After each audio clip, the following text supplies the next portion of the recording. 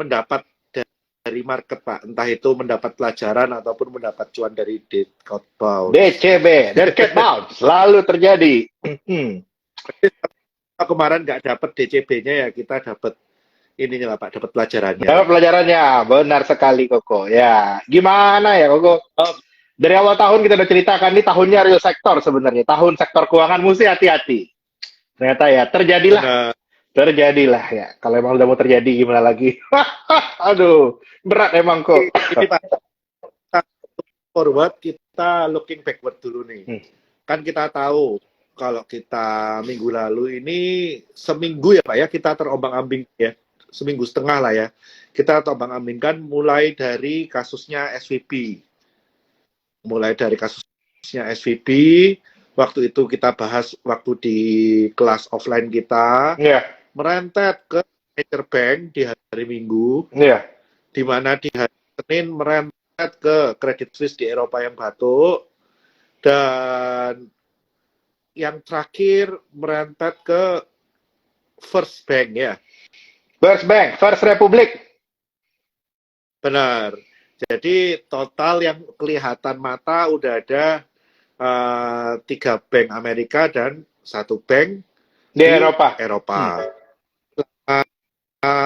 Sebulan kejauhan Pak. Seminggu ini kita juga udah tahu bahwa Fed di tengah pergejolakan bank kecil ini, ya nggak diomong kecil juga nggak ya, tapi relatif lebih kecil daripada 5-10 bank lainnya.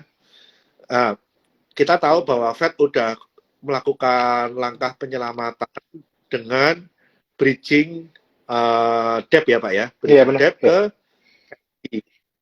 dengan bridging debt ke Signature Bank, dan di Credit Suisse sendiri dari National Bank of Swiss juga sudah mulai bridging debt juga, dan ini yang luar biasa nih, dari National Bank of Swiss juga memediasi dari sobat lama dan kompetitor lama dari Credit Suisse sendiri untuk mengakuisisi Credit Suisse ini, Pak.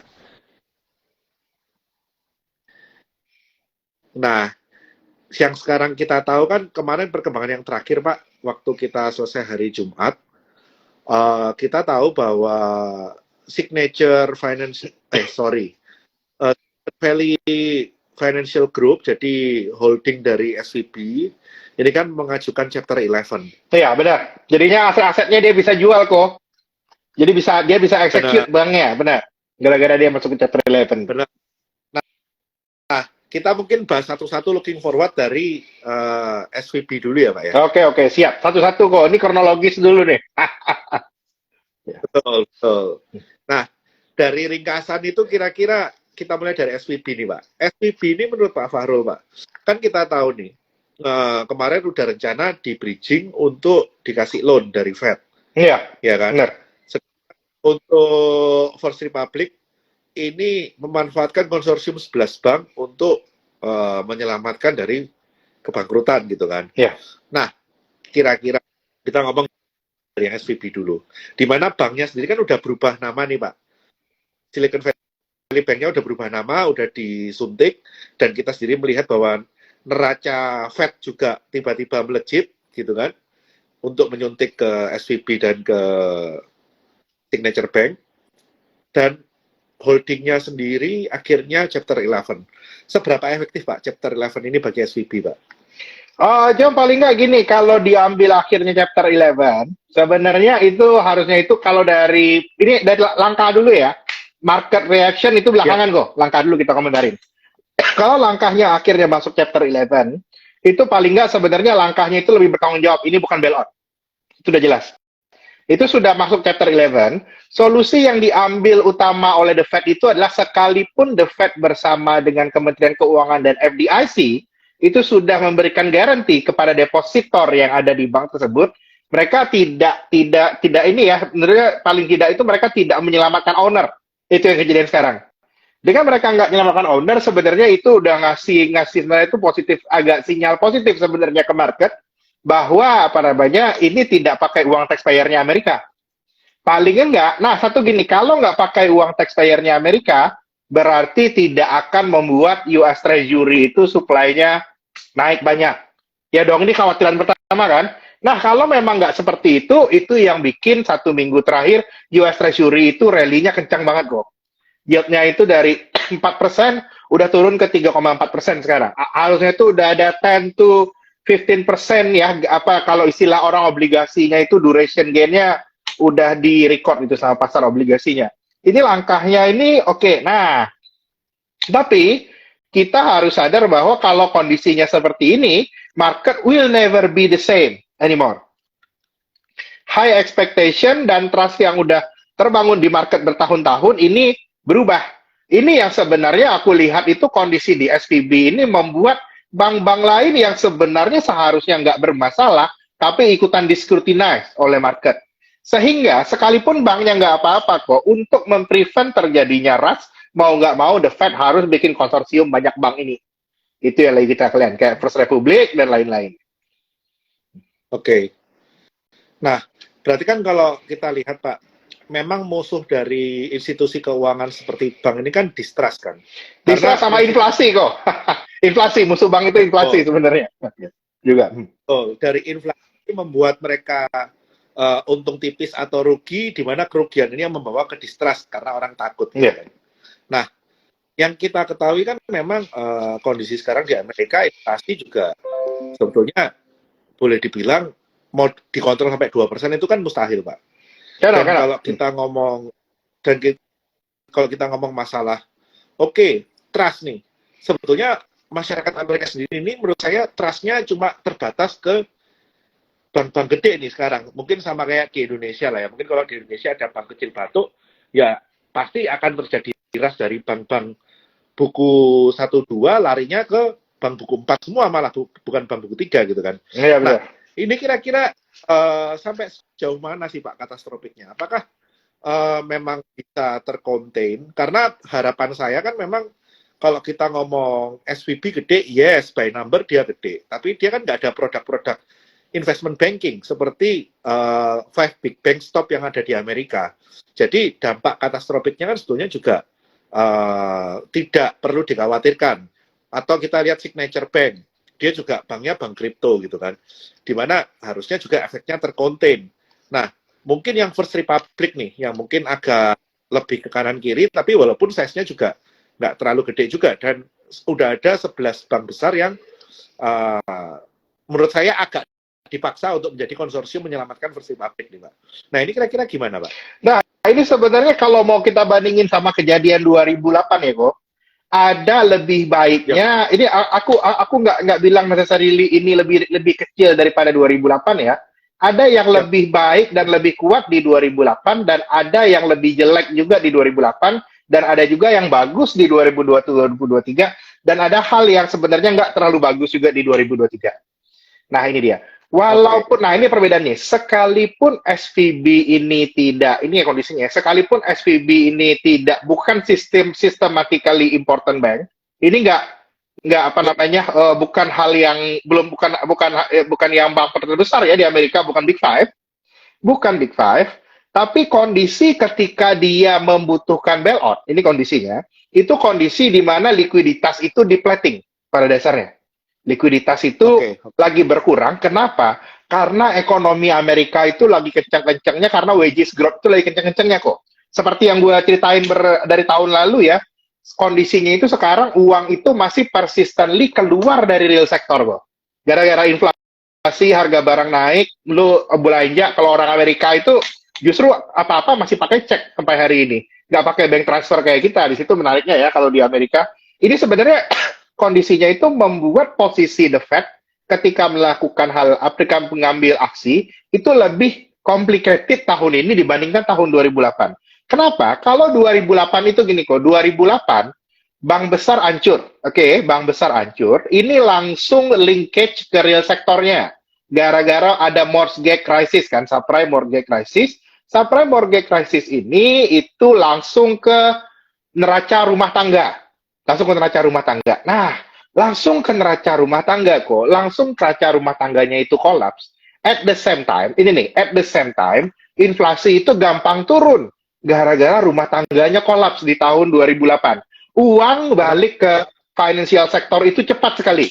Kalau kita lihat datanya itu, GDP deflator itu proksi inflasi, dan inflasinya Amerika Serikat after kejadian 2008 itu turun sampai 2010.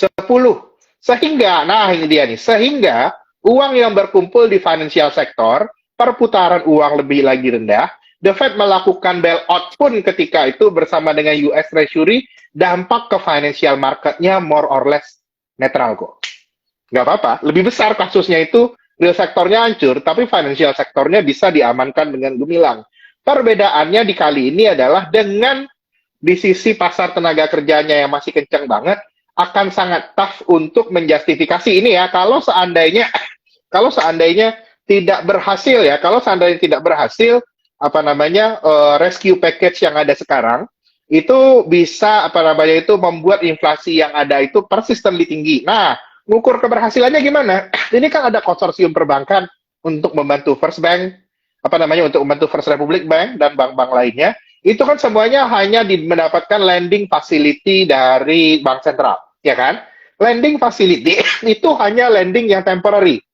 Temporary ada kepanikan deposit di First Bank. Oke, kamu cabut dari First Bank, di Bank of America atau di JP Morgan kamu diterima. Oke, kamu diterima, oke, kamu dipindahkan ke sana untuk menghandle itu. JP Morgan ambil lending facility dari The Fed, oke, mereka dapat extra cash, lalu cashnya ditarik karena ada ada kekhawatiran oleh kliennya. Nah, kalau seandainya dalam seminggu, 2 minggu ini kekhawatirannya mereda, uangnya balik masuk lagi ke JP Morgan atau ke Bank of America, masalah selesai kok. Lending facility bisa dibalikin lagi ke Federal Reserve. Sehingga itu nggak bikin inflasi, nggak bikin nggak bikin kenaikan ekonomi itu, nggak bikin dilema gitu di kebijakannya The Fed. Nah, resikonya itu apa? Ini seandainya sudah diberikan rescue package dalam 2 minggu, kalau yang kejadian dalam 2 minggu ke depan, ini tidak bisa diselesaikan dengan baik, pasar lalu lihat, oke, balance sheet Fed naik lagi nih. Balance sheet Fed naik, tapi dalam kondisi inflasi. Itu berarti perputaran uang yang sudah kencang di masyarakat, itu akan naik lebih tinggi lagi.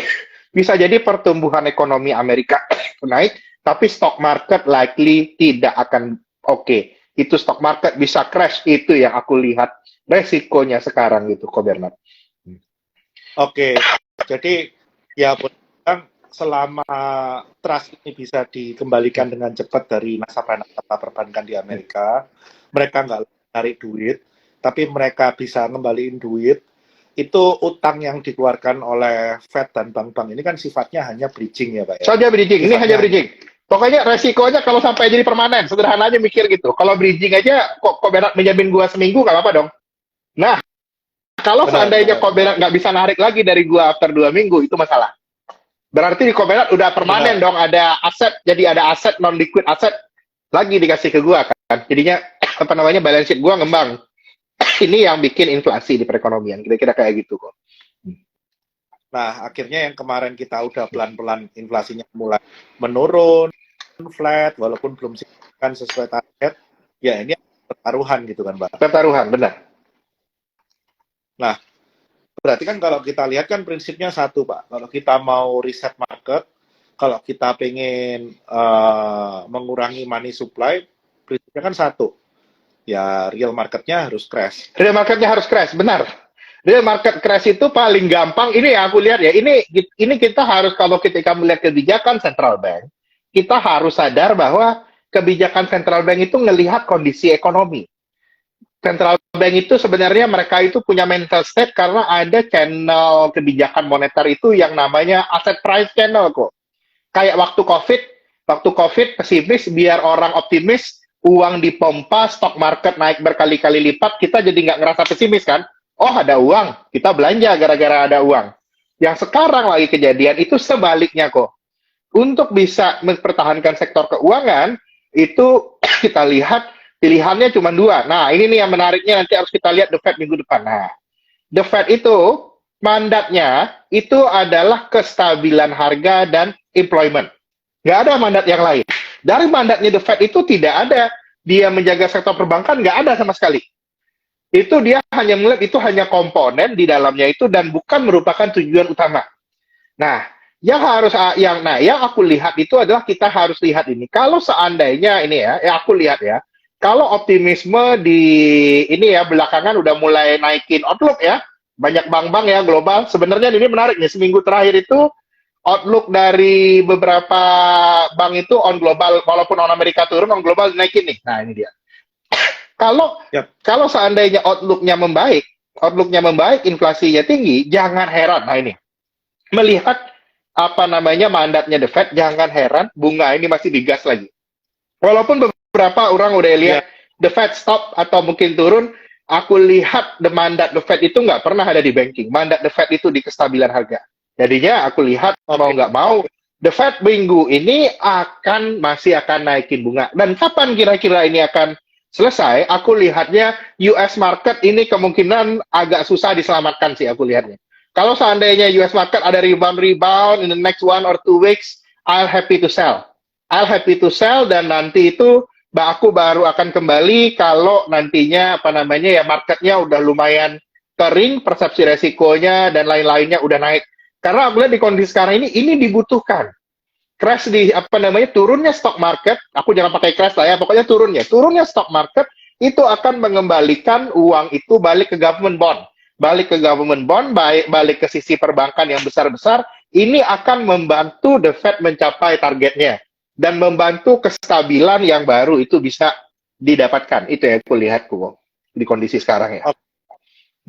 Oke. Berarti ya saya setuju sih Pak. Ketika The Fed ini katakanlah mulai turunkan suku bunga atau dia flat aja, itu kan berarti kan dia menunjukkan diri dia bahwa ketika dia mau menaikkan suku bunga lagi, ini bisa hurting ke perbankan. Padahal dari awal komunikasinya it's all about inflation dan unemployment rate gitu kan. Iya benar. Nah ini nih. Nah resikonya pada perbankan itu sebenarnya seperti ini. Kalau hendak menyelamatkan perbankan as a whole, harus apa namanya kontur dan postur dari likuiditasnya harus sesuai dengan arah dari perekonomian yang ada. Arah dari perekonomian yang ada itu bukan 0% or lower bound interest rate lagi. Aku lihatnya US inflation bakal settle di 4 sampai 5% kok. Aku lihat arahnya. Sehingga ya aku lihat gini, ini juga buah simalakama ya The Fed. Kalau The Fed memilih untuk menyelamatkan perbankan yang ada sekarang, oke? Misalnya dia dengan nambah likuiditas, dengan dia biarkan inflasi interest rate dibiarin turun, itu tentunya akan fuel another speculation. Dan juga kalau inflasinya naik, perputaran di real sektornya makin tinggi kok, makin panas. Bisa jadi US inflation habis ini, nah ini kita paling lihat kuncinya harga komoditas nih. Kemana harga komoditas? Untuk market yang sehat, harga komoditas harus turun banyak. Tapi kita lihat, cuman kita nggak tahu nih pilihan yang diambil The Fed yang mana.